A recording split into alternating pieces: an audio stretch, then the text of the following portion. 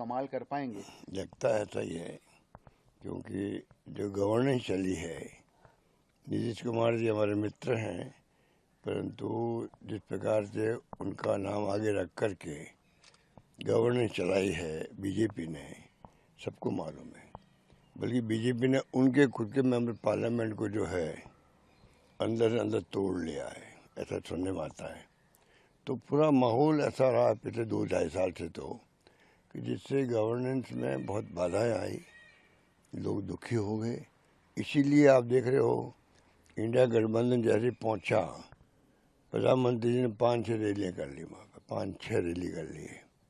पर जैसे ही राहुल गांधी जी और तेजस्वी जी और जैसे ही इंडिया गठबंधन के लोगों ने कैंपेन शुरू किया, तो जनता का माहौल एकदम ओपन हो गया, मतलब एक बदलाव हो गया।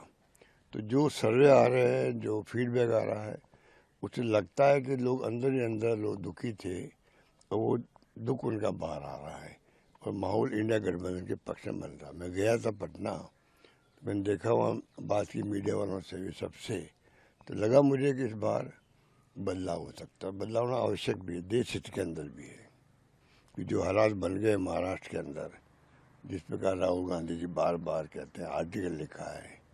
अब बिहार में जो FIR करने की शुरुआत करी, एक मजाक बन गया है पूरे देश के अंदर। क्या मजाक है कि आप इलेक्शन कमीशन 1 महीना पहले FIR शुरू कर दे, जहाँ लगभग 2 करोड़ से अधिक लोग जो है उनका आप सर्वे कर रहे हो, जो असंभव है। असंभव काम आप कर रहे हो पब्लिक को नाम काटने का। नाम जोड़ने का करता लोग फिर भी साइन कर लेते।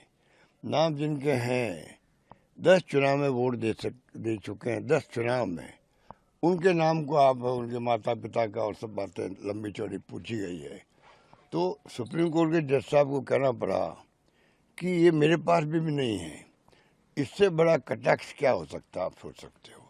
तो जो हालात बने देश के अंदर, ये डेमोक्रेसी के लिए उचित नहीं है।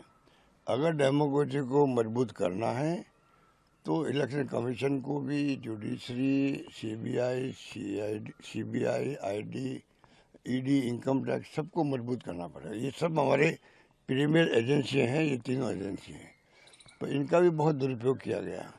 तो कहने का मतलब है कि देश में हालात जो है वो चिंताजनक बन गए हैं, डरावने बन गए हैं, लोग विश्वास एक दूसरे पर नहीं करते हैं। पति पत्नी भी कहते हैं कि फेस टाइम पे बात करो।